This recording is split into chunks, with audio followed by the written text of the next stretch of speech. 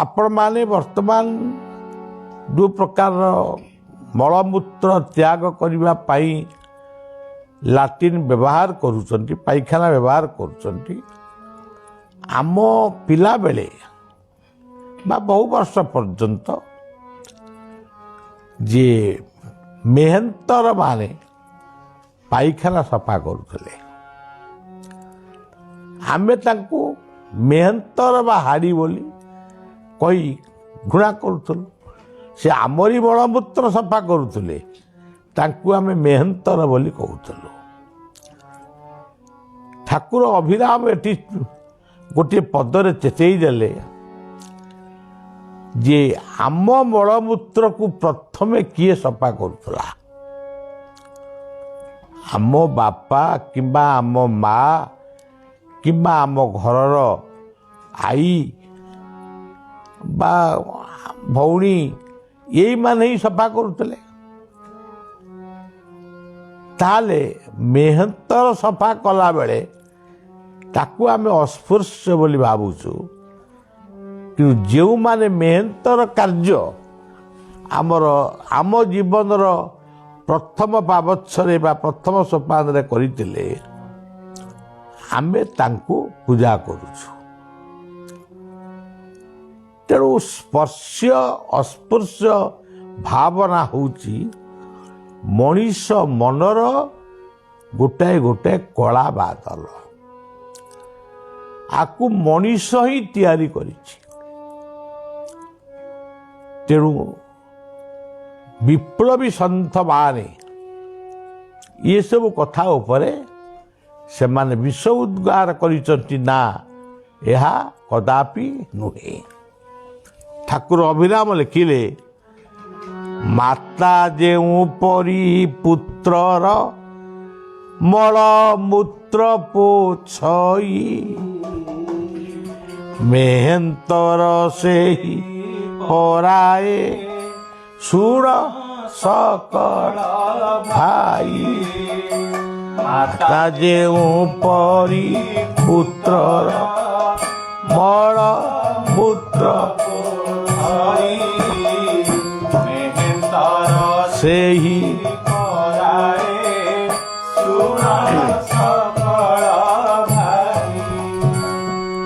ये मेहनतर मान को एबे तो मेहनतर मान सफा करू नाहंती किंतु सफा न कले भी तांको प्रति आमर अस्पृश्य भावना एबे मध्य रही। तेणु यही कथा को आपण माने मने पकई अंतत छुईले पाप यही जो भावना से दूरे आसवा उचित। आज बायांकर गोटे बाड़ी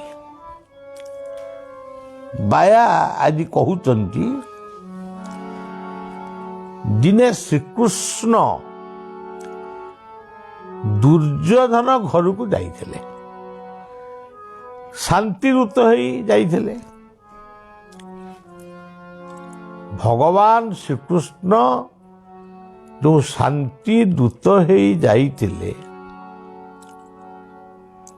दुर्योधन सेतबले गोटे भारत वर्षर बा तत्कालीन विश्वर से गोटे सम्राट भली काम करुला जदिओ से युवराज थिला किंतु तार कार्य उपरे धूतराष्ट्र राजा धूतराष्ट्र किसी हस्तक्षेप करुनथिले से एकांत चक्रवर्ती भाव रे से राज्य शासन करुला। जितेबाला भगवान कृष्ण तांको घर को गले बा तांको राजप्रसाद को जाउचंती किछि शांति चुक्तिर प्रस्ताव नहीं जाउचंती सेतेबेले दुर्योधन घरे खाइबा पीवा कृष्णंकर बसिबा रहिबा शोइबा सबु कथा उपर तत्परता प्रकाश पाई किछि अभाव नहीं खाद्य पेयर किछि अभाव नहीं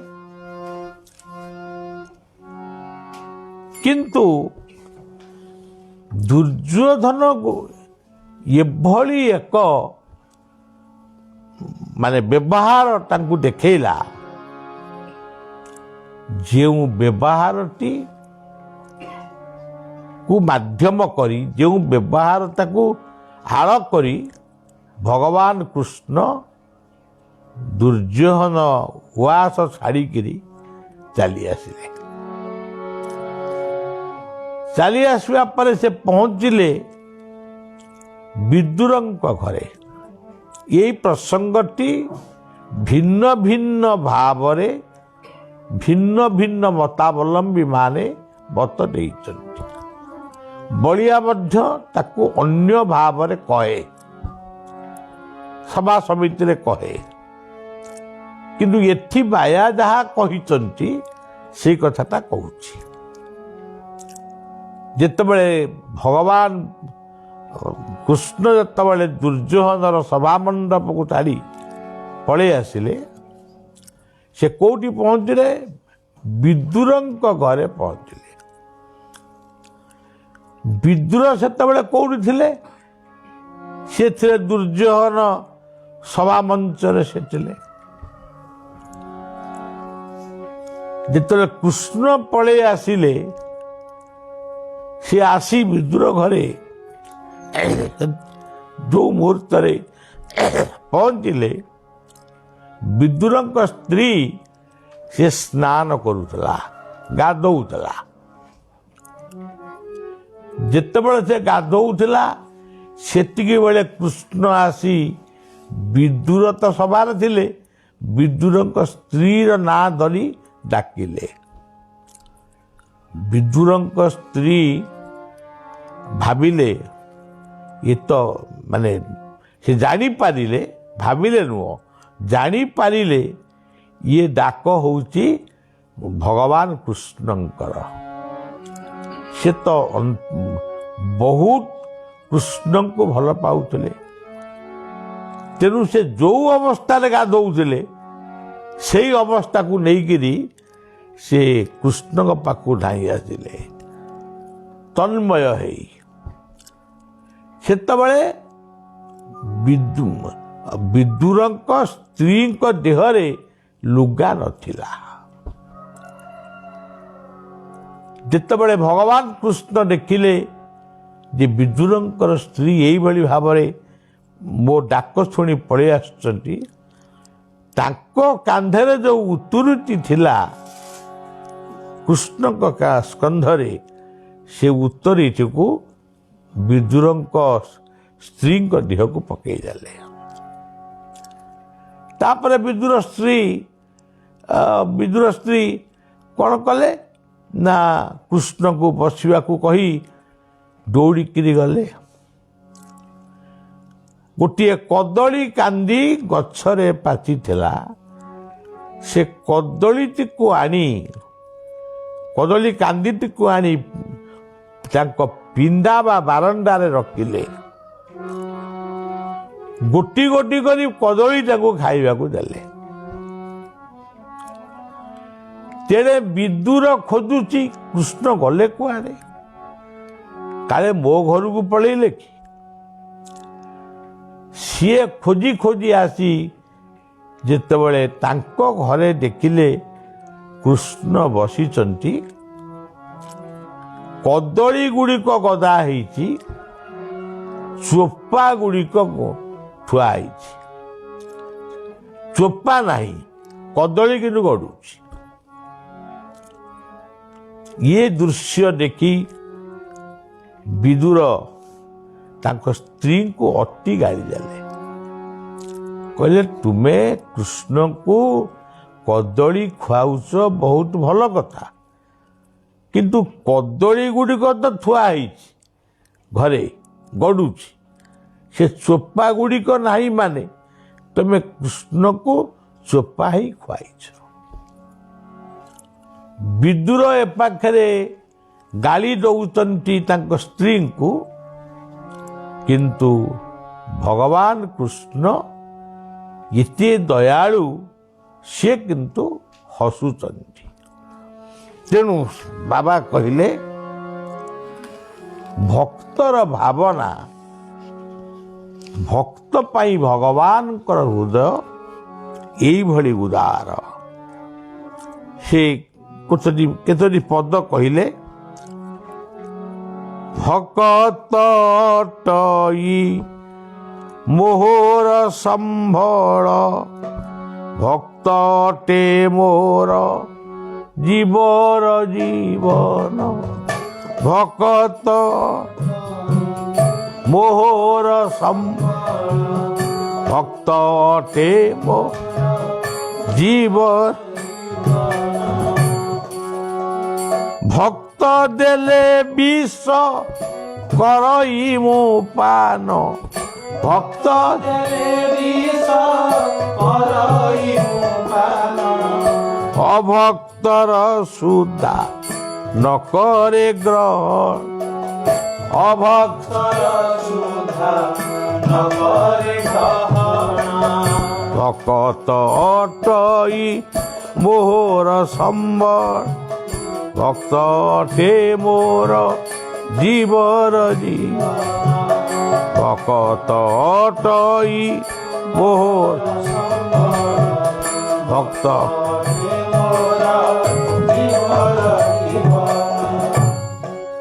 ଭକ୍ତ ମୋର ଜୀବର ଜୀବନ। ଯଦି ଭକ୍ତ ମୋତେ ବିଷ ଦିଏ ମୁଁ ତାକୁ ଗ୍ରହଣ କରେ, ମୁଁ ତାକୁ ଶ୍ରଦ୍ଧାରେ ସେ ବିଷକୁ ବି ପାନ କରେ। ଯିଏ ଅଭକ୍ତ ସେ ଯଦି ଅମୃତ ମୋତେ ଦିଏ ମୁଁ ତାକୁ ଗ୍ରହଣ କରେ ନାହିଁ। ଏ ହେଉଛି ଗୋଟିଏ ମହାନ କଥା। ତେଣୁ ଆପଣମାନେ ଶ୍ରଦ୍ଧାରେ ଖାଲି ଭଗବାନ, ଆପଣମାନେ ଯେ ଭଗବାନଙ୍କୁ କ'ଣ ଦେବେ ସେ କଥା ମୁଁ କହୁନି, ଯାହାକୁ କିଛି ଦେବେ, ଯାହାକୁ ଦେବେ ଆପଣ ଭାବିବେ ମୁଁ ମୋର ଇଷ୍ଟଙ୍କୁ ଦଉଛି କିମ୍ବା ମୋର ଗୁରୁଙ୍କୁ ଦଉଛି। ଧରନ୍ତୁ ଗୋଟିଏ ଭୋକିଲା ଲୋକକୁ ଖାଇବାକୁ ଦେବେ, ଆପଣ ଭାବିବେ ମୋର ଇଷ୍ଟ ଏବଂ ମୋର ଗୁରୁ ଏଇ ଭୋକିଲା ଲୋକ ଭିତରେ ଅଛନ୍ତି। ମୁଁ ଯାହା ତାଙ୍କୁ ଖାଇବାକୁ ଦେବି ଶ୍ରଦ୍ଧାରେ ଦେବି, ଭକ୍ତିରେ ଦେବି, ନିଷ୍ଠାରେ ଦେବି। ଆଉ ମୋ ଘରେ ଅଇଁଠା ଖାଦ୍ୟ ଗୁଡ଼ାଏ ବଳି ପଡ଼ିଛି, ବାସି ଖାଦ୍ୟ ପୁଳାଏ ବଳି ପଡ଼ିଛି, ଏ ଭିକାରୀଟା ଆସିଲାଣି, ଦିଅ ତାକୁ ଦେଇଦିଅ, ନେଇଯାଇ ତାର ସେ ଘରେ ଖାଇବ। ଏହା ସାମାନ୍ୟତମ ପୁଣ୍ୟ ଫଳିବ ନାହିଁ।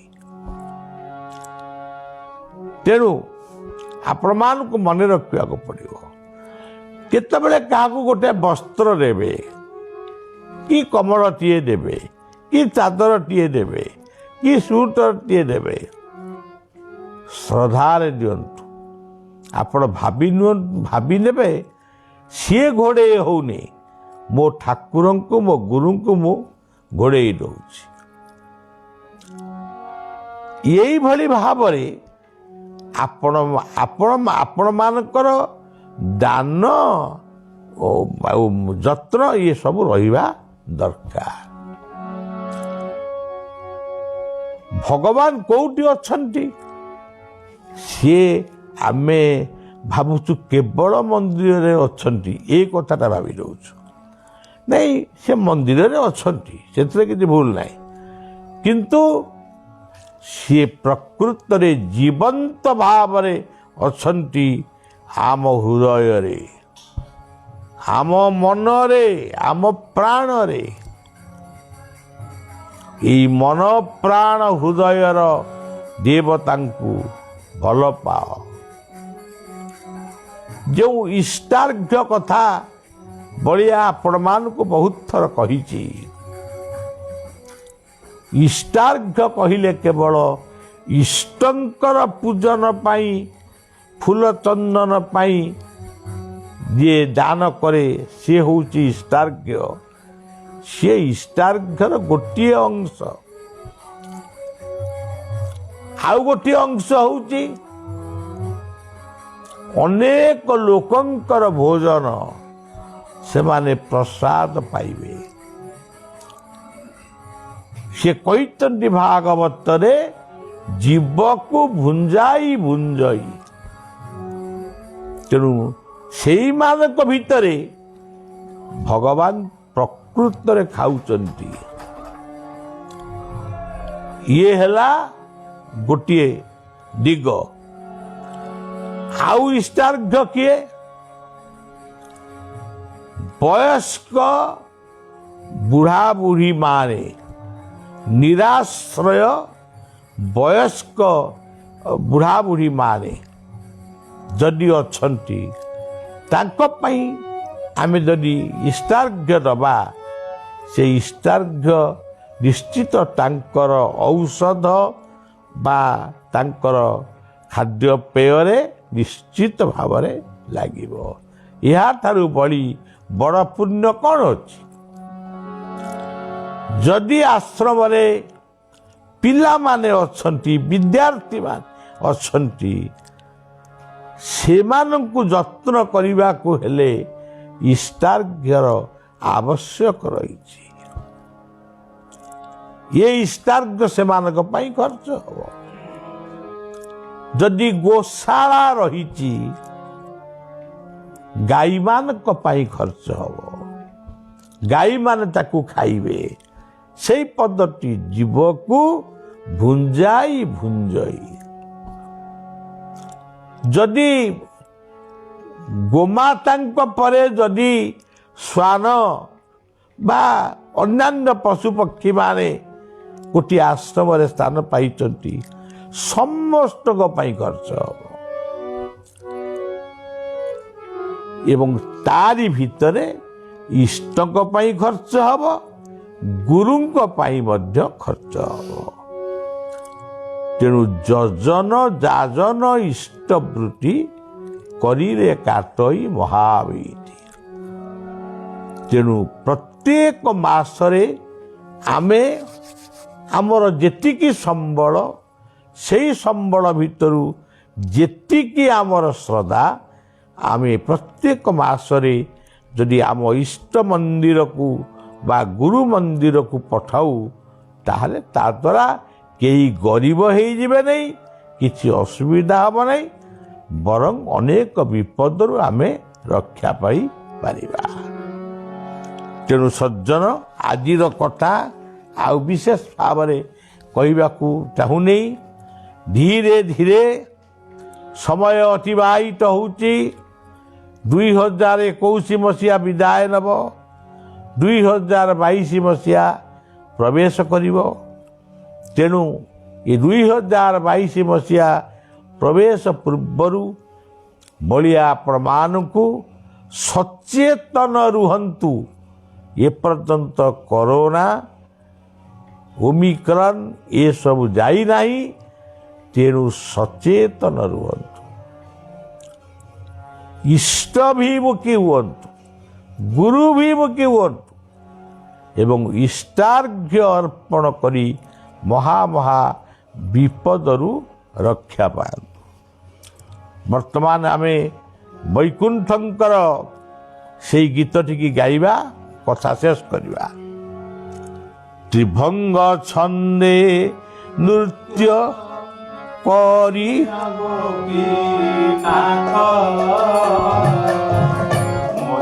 ସବୁରି ଚିତ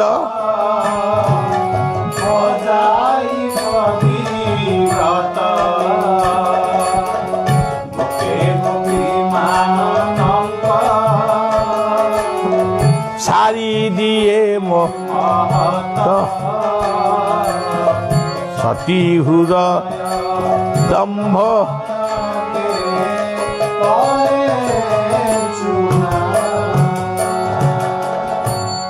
ସଜ୍ଜନ, ଭଗବାନ କୃଷ୍ଣ ଯେତେବେଳେ ତ୍ରିଭଙ୍ଗୀ ଛନ୍ଦରେ କଦମ୍ବ ମୂଳରେ ଯମୁନା ତଟରେ ସେ ଯେତେବେଳେ ନୃତ୍ୟ କରନ୍ତି ବା ବଂଶୀ ବାଦନ କରନ୍ତି, ସେଇ ବଂଶୀବାଦନର ସୁନ୍ଦର ମଧୁର ସ୍ୱରରେ ସମସ୍ତଙ୍କର ଆକର୍ଷଣ ସେଇ କୃଷ୍ଣଙ୍କ ପାଇଁ ଉଚ୍ଛନ୍ନ ହେଇ ଉଠେ, ବ୍ୟାକୁଳ ହେଇ ଉଠେ। ତା ଅର୍ଥ ସେମାନେ ବିଟପୀ ହେଇଯାଆନ୍ତି ସେ କଥା ନୁହେଁ। ସେମାନଙ୍କ ଭିତରେ କାମ ବାସନା, କ୍ରୋଧ, ଲୋଭ ଏସବୁ ଯେଉଁ ବାସନା ତାଙ୍କ ଭିତରେ ଥାଏ ସେସବୁ ଚୂନା ହେଇଯାଏ। ତେଣୁ କୃଷ୍ଣଙ୍କୁ ଏଇଭଳି ଭାବରେ ଗୋପୀମାନେ, ଗୋପାଳମାନେ, ଭକ୍ତମାନେ ତାଙ୍କୁ ପ୍ରାର୍ଥନା କରୁଥିଲେ। ମଧୁପଦ୍ୟାବଳୀ ମୁଁ ଏ ସ୍ୱର କରିପାରୁନି। କମନୀୟ ଇନ୍ଦ୍ରଧନୁ ପୁବେଇଲୁ, କେତେ କେତେ ବର୍ଣ୍ଣ ବନର କୁସୁମ, କଣ୍ଠେ ପିନ୍ଧିଥାଏ କାନୁ ପୁବେଇଲୁ। ଇଏ ହେଉଛି ଗୋଟେ କୃଷ୍ଣଙ୍କର ବର୍ଣ୍ଣନା। ଏକା କଥା ସମସ୍ତେ ନିଜ ନିଜ ଶବ୍ଦରେ ଇଷ୍ଟଙ୍କୁ ବର୍ଣ୍ଣନା କରିଛନ୍ତି। ମଧୁ ମଧ୍ୟ ସେଇଭଳି ଭାବରେ ବର୍ଣ୍ଣନା କରିଛନ୍ତି। ତେଣୁ ଆକୁ ଏସବୁ ଅଭିନ୍ନ ସୁନ୍ଦର ହୁଅନ୍ତୁ, ଭୀମ ଭୋଇ ହୁଅନ୍ତୁ, ଶ୍ରୀ ଶ୍ରୀ ଠାକୁର ଅନୁକୂଳ ଚନ୍ଦ୍ର ହୁଅନ୍ତୁ, ସତ୍ୟ ସାଇ ହୁଅନ୍ତୁ, ସମସ୍ତଙ୍କର କଥାକୁ ଯଦି କହିବା ପାଇଁ ଦିନେ ଦିନେ ବଳିଆ ଇଚ୍ଛା କରେ, ତାହେଲେ ଆପଣମାନେ ଜାଣିବେ ସମସ୍ତଙ୍କର ଉଦ୍ଦେଶ୍ୟ ହେଉଛି ମଣିଷ ଗଢ଼ିବା, ପରିବାର ଗଢ଼ିବା, ସମାଜ ଗଢ଼ିବା। ଆଜି କଥାଟି ଏଇଠି ରଖିବା। ମାଧବଂ କେଶବଂ କୃଷ୍ଣ ମଧୁସୂଦନଂ, ମାଧବଂ କେଶବଂ